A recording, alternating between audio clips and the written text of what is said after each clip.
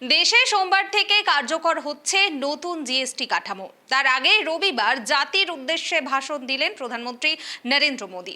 তিনি জানিয়েছেন, খাদ্যপণ্য, ঔষধ, সাবান সহ অনেক পণ্য করমুক্ত বা কমানো হয়েছে। একই সঙ্গে তিনি দেশবাসীকে স্বদেশি পণ্যে মনোযোগ দেওয়ার আহ্বান জানিয়েছেন।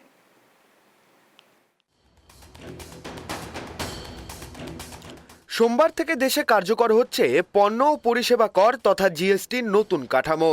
তার আগে রবিবার বিকেলে জাতির উদ্দেশ্যে ভাষণ দিলেন প্রধানমন্ত্রী নরেন্দ্র মোদী। তিনি জানান, সময়ের দাবি মেনে সব পক্ষের মতামত নিয়ে নতুন প্রজন্মের জন্য এই নতুন জিএসটি কাঠামো কার্যকর করা হচ্ছে।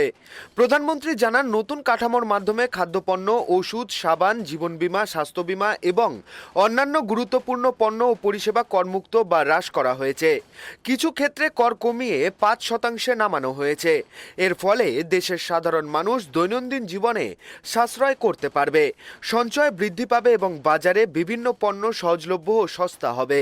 মোদি এটিকে সাশ্রয় উৎসব নামে অভিহিত করেছেন।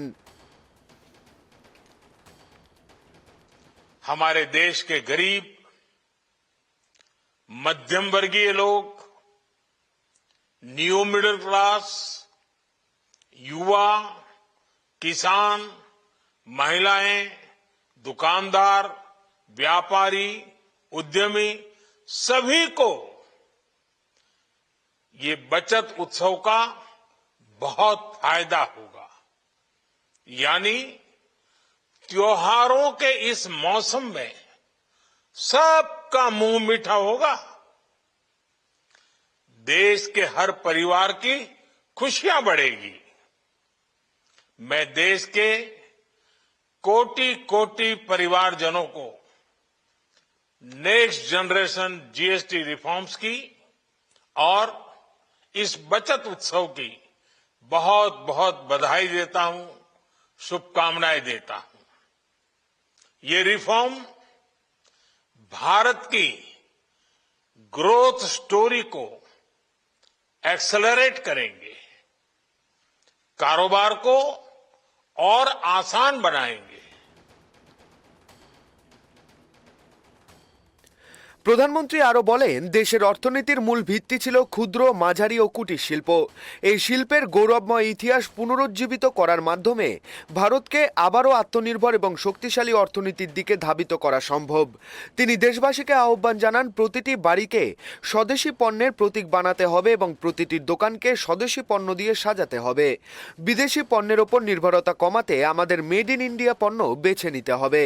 তিনি আরো বলেন, প্রতিটি রাজ্যকে স্বদেশি পণ্যের উৎপাদন বৃদ্ধি এবং বিনিয়োগের পরিবেশ তৈরি করার জন্য কাজ করতে হবে। মোদি জানান, কেন্দ্র ও রাজ্য একসঙ্গে কাজ করলে তবেই আত্মনির্ভর ভারতের স্বপ্ন বাস্তবায়িত হবে। প্রধানমন্ত্রী আরও স্পষ্ট করেন, স্বাধীনতা আন্দোলনের সময় যেমন স্বদেশি মন্ত্র দেশের জন্য শক্তি জুগিয়েছিল, দেশ উন্নয়নের ক্ষেত্রেও স্বদেশি মন্ত্রই শক্তির উৎস হবে। তিনি আশ্বস্ত করেছেন, নতুন জিএসটি কাঠামোর ফলে দেশের সর্বস্তরের মানুষ এই সাশ্রয়ের সুবিধা পাবে।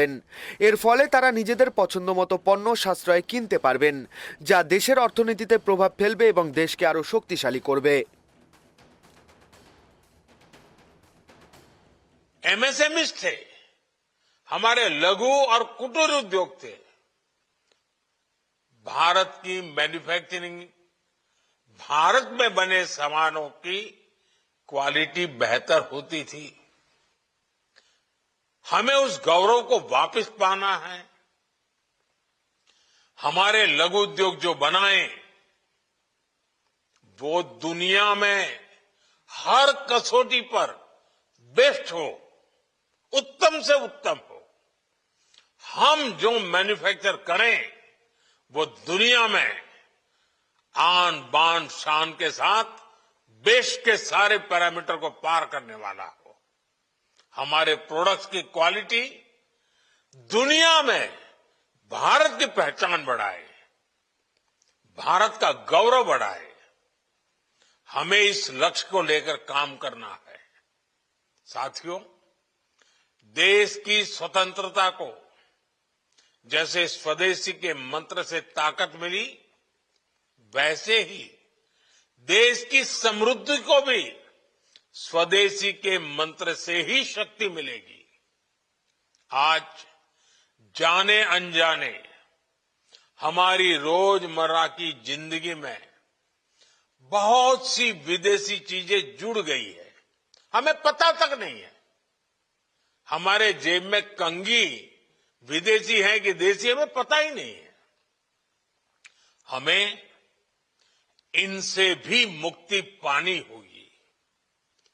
हम वो सामान खरीदें जो मेड इन इंडिया हो, जिसमें हमारे देश के नौजवानों की मेहनत लगी हो, हमारे देश के बेटे बेटियों का पसीना हो। हमें हर घर को स्वदेशी का प्रतीक बनाना है।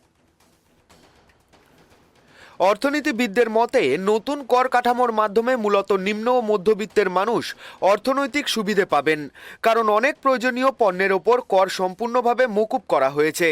এছাড়া স্বদেশি পণ্যের চাহিদা বৃদ্ধি পেলে দেশের উৎপাদন ও কর্মসংস্থান বৃদ্ধি পাবে, যা দীর্ঘমেয়াদী অর্থনৈতিক উন্নয়নের ক্ষেত্রে গুরুত্বপূর্ণ ভূমিকা রাখবে। প্রধানমন্ত্রীর ভাষণকে বিশেষজ্ঞরা একটি ঐতিহাসিক পদক্ষেপ হিসেবে চিহ্নিত করেছেন, যা দেশের অর্থনীতি ও উৎপাদন ব্যবস্থায় ইতিবাচক প্রভাব ফেলবে।